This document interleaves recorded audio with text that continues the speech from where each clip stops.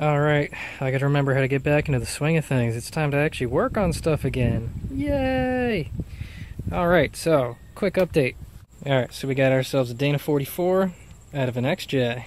Nice little unicorn here.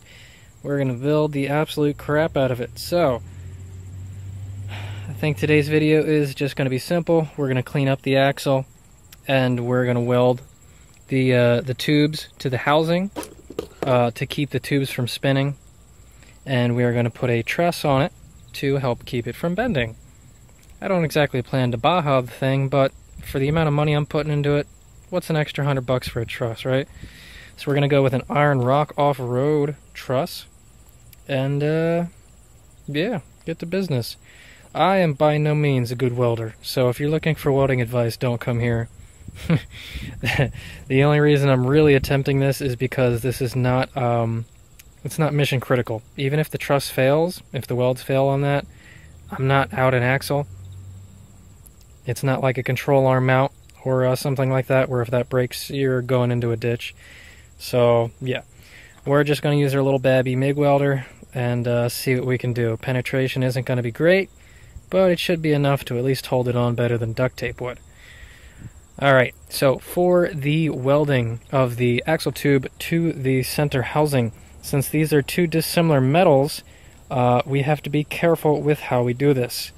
So we are going to want to preheat this center housing to around 450 degrees before we weld. That's going to do two things. That's going to help us get better penetration because the metal's already warm, so it's going to help things flow together better. And also, when it's all warm, it'll also help it cool more evenly, and that is a very big thing when we work on this, is that we have to cool this evenly. So I don't have a welding blanket, but I do have a welding jacket, so hopefully that's enough to keep this thing warm. We have to let it cool slowly, because if it cools too fast, then we're going to crack, and then all of our work was pointless. There's also special types of welding metal that you can get, like wire and stick and all that stuff, that helps the metals cool together a little better, helps stuff flow. I forget if that's a high silicon something or other. Again, I am, amateur welder hour, so I can't really tell you too much on that end. So I'm going to try to stop talking and start working. So we have our brake lines off. We got this thing sit on a on some stands. We're going to weld this thing slowly so that we try not to warp the thing at all, because we want to avoid that. You don't want to put a lot of heat into it, especially in one area. You want to kind of jump around and let everything kind of warm up together, because if you got one really hot side, it's going to start bending that way once it cools. So we got ourselves a little wire wheel. We're going to try to clean up this rust and paint, and I guess get to business. Oh, my favorite part, prep work. So I just flipped it over and we got water coming out of the top of the axle. Yeah. Chipmunk. Something else running around too. Another one? Yeah, I see you in there, little chippy. Okay, so there we go. I took my little wire wheel and just kind of took off all the paint and all the schmoo and all that other crap. Did that on both sides. Just the section we're going to hit. So hopefully that's good. I guess now I get to take out the acetylene torch and start warming things up. Oh boy. Alright, we got our test product over here. I haven't welded in a while. So it's always good to get yourself some thick old metal. See what we can do. Not terrible, I mean, just about any idiot can MIG weld, but doesn't look like complete dog shit. So we got this motherfucker cranked up as high as she'll suffer, and wire speed kind of low. Just about where I find it comfortable. Right at 40 is pretty good. Okay, guess it's time for the big leagues. Gonna warm this bastard up.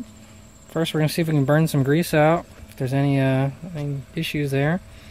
And then I guess we're gonna try and weld it. Best of luck, eh?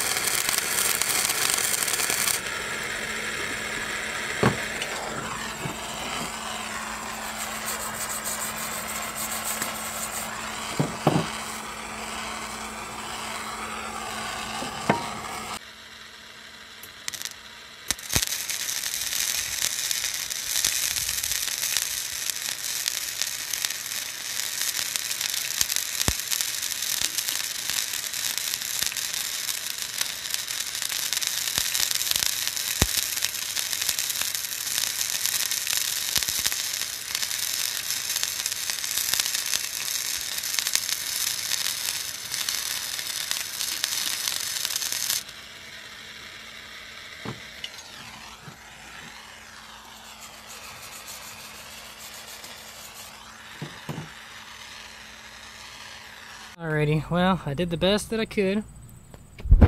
I was hearing some tinging every now and then, so I don't know.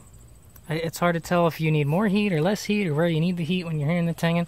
I don't know if it's also if there's any fluid in the tube, if that's cooling it too fast and messing it up. But both sides have been fully welded, alternating back and forth between one end to the other. So now we're going to cover it with our welding blanket so that we can let it cool slower. So I'm going to wrap that up. We're going to let this sit for a couple hours. Alright, so it's been about 3 hours. We let everything cool, and it's looking good, or at least as good as it's ever going to look. So, now we have a bit of a fitment issue. If you notice, over here, we got the truss is starting to hit where I welded. So that's no es bueno. So I guess we'll have to nibble a little off the corners and see if this thing sits well. The axle shafts still turn nicely, so I think we are in the clear. So we're going to tack a side and then bend it to, I don't know, I guess I'll just make it parallel with the spring perches or something like that, and we shall continue. We're just going to do little segments. We're going to hop back and forth. Now, there is some fitment things. I mean, I don't know, I guess... I'm not sure. I'm thinking we're going to have to re-drill some holes or do something like that for this all to be good. I don't know. I'll figure it out.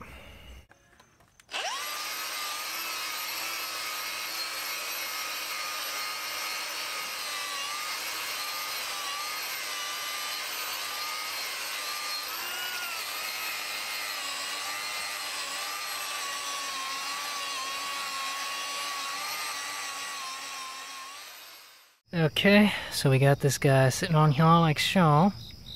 Nibbled a little corner out of there. And out of there. So she sits on there nice. Noticing there's a little bit of touchy-touchy on this corner. Like the top right-ish. So I don't know. I grinded just a little bit on there. But I'm just looking at the corners here to try to get this thing to line up. Lining somewhere up around there. And same on this. I can't move it forward far enough to be centered. And you gotta look at both sides of this thing. Because if you pull it forward where you think it looks good, then it doesn't look good on the back. So, yeah, I don't know. It's about as good as I'm gonna get it. Again, since we're not actually mounting anything to this, it doesn't have to be perfect. That should be good enough. So I'm gonna tack each corner, make sure it still looks pretty, and then we'll do some lines.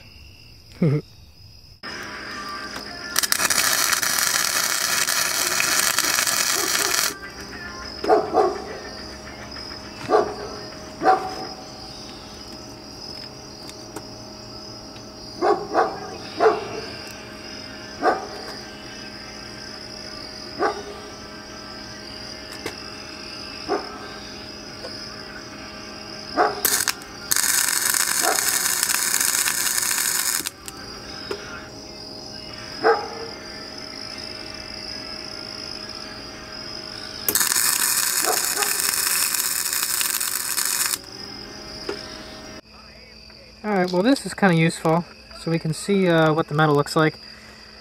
Now you got to be careful, because if the metal is reflective at all, the emissivity is going to change what the temperature is. So, yeah, just keep an eye on things. But this will be a good way to see if the tube's too hot or not.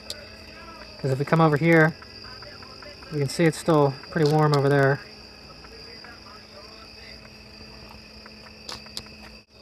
Alright, so there you go. That's what it looks like right after weld. It was up to about 300 degrees.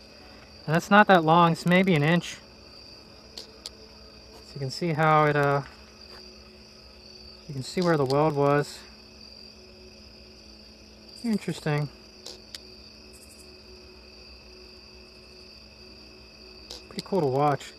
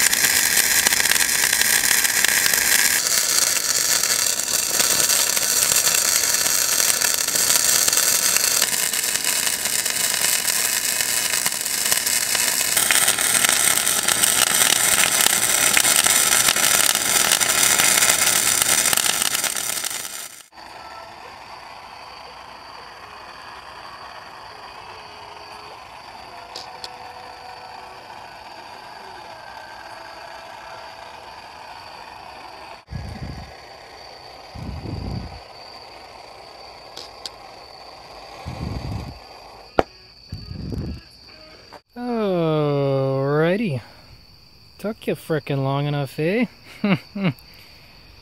So, it's finally frickin' done. So I'll be honest with you, it's been a while. The weld that I had here, and the same on the other side over here, they both cracked. When you know, everything was warming up and kind of bending around and whatnot, I was a little slightly in disbelief. So yeah, I just kept jumping around, and then later on I did it on second pass over them, really try to burn them in. So yeah, the front's a little fugly. Some spots were kind of working with me, some weren't. The machine was actually, you know, playing along this time. It's definitely the wire. The wire wasn't getting jammed as much, but, you know, there were still probably 4 or 5 times it got jammed. But most of the time I just had to move the thing around and then squeeze the trigger again, and she came right out. I also filled in the bolt hole over here for the brake divider thingy bracket, this guy. I welded that shut, but I kept the vent tube open because it still looks like we got the room for it, so I'm going to see if I can't still use that. Not really much I could do over here. Couldn't really get the gun in there to actually do anything about that, so whatever. If we go over to the back side, I didn't completely do this in, just because I'm tired of waiting on it. Letting it cool and all that, but some of these turned out not half bad, you know.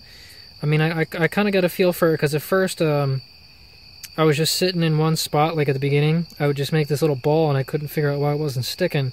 But later I realized you just got to ignore that and move forward a little bit, burn into the top, and then burn into the bottom, so you can see the divot you're making, and then fill it in as you go. But if you just try to hold it there to try to fill it in, it just piles on top of itself. So if it's not working, you just gotta move on. So, yeah. For an out-of-practice guy like here, if you see that right there, you can see a crack right on that one. Damn thing. Whatever. Can't win them all. And this one, this is what I did after. So this one, it cracked, so then I started doing more of a higher and lower zigzag pattern. You can actually kind of see it a little bit there. Looks a lot better on this side. This was actually like really working with me. It looks like a cool little pattern there. How it zigzags up and down. Looks a little nicer. So yeah, as we progressed, I started to get better. This was the final weld that I made right here. So I guess if you're going to judge me, you can judge me on this.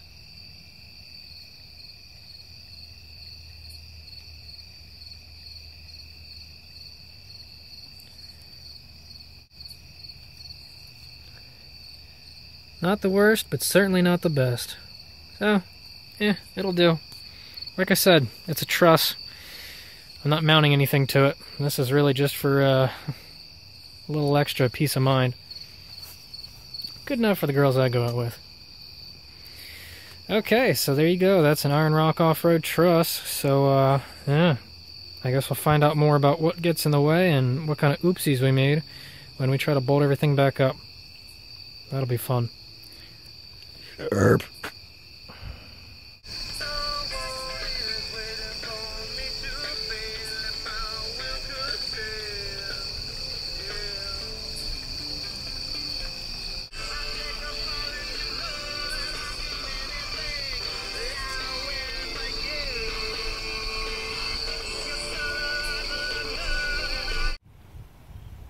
Okay, so just to summarize, if you have a dinky little welder, you can kind of weld the axle tubes, and you can kind of weld an axle truss.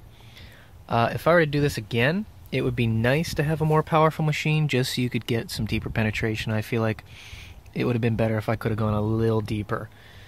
But, you know, whatever. Second off, I heard some people mention that it would be wise to bolt it down to like a metal table and flex it out about, I think they said like a 1/16 of an inch. So we're kind of upside down. I don't really care. I don't feel like setting it up properly. So that is, hold on, let me center you here. Can't fucking see. Okay, so that is a ½ degree past zero. And if we come over here,